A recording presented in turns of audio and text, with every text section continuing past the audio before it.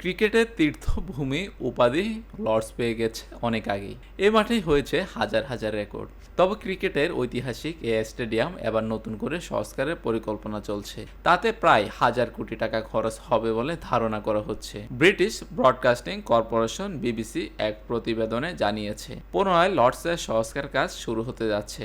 নতুন এই সংস্কার কাজের জন্য ব্যয় ধরা হয়েছে 6,18,00,000 পাউন্ড, বাংলাদেশি মুদ্রায় যার পরিমাণ 904,89,00,000 টাকা।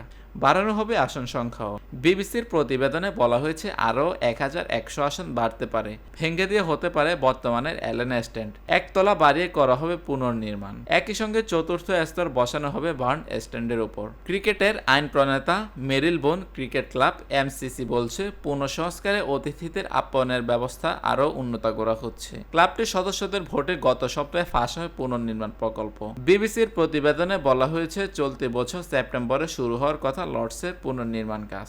এর আগে 2021 সালে লর্ডসের কম্পটন ও অ্যাডিস স্ট্যান্ড পুনঃসংস্কার করা হয়। তখন ব্যয় ধরা হয়েছিল 5,10,00,000 পাউন্ড, বাংলাদেশি মুদ্রায় যার পরিমাণ 776,5,00,000 টাকা।